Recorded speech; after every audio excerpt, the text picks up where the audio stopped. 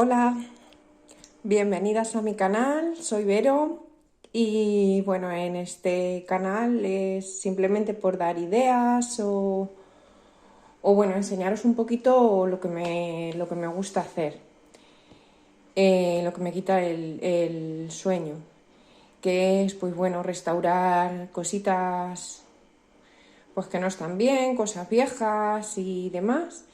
Y cómo no, darles un lugar en mi casa.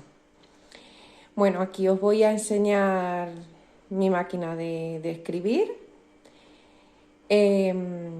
Estaba oxidada y estaba muy sucia. Bueno, os podéis imaginar todo esto, fíjate si hace años. Y bueno, como luego dicen, buscando en el baúl de los recuerdos. Y aquí está. La desmonté entera, la limpié, le lijé un poco el metal y demás. Y le quité esta parte de aquí, que no sé si se llama tóner o no lo sé. Bueno, lo de la tinta, todo eso lo quité con un destornillador y lo quité. En principio quería haber hecho como una valla de madera, así alrededor, y haberla pegado con silicona o con algún pegamento. Pero bueno, luego sí que es verdad que vi estos ramos que son así estilo vintage, que los vi en Shein por si os interesan. Si os gustan, yo me decís y os busco el enlace y os lo pongo en comentarios. Y bueno, pues simplemente metí, creo que van 3 o 4 ramos porque vienen un poco pelados, entonces van 3 o 4 ramos. Y la pinté con pintura de spray.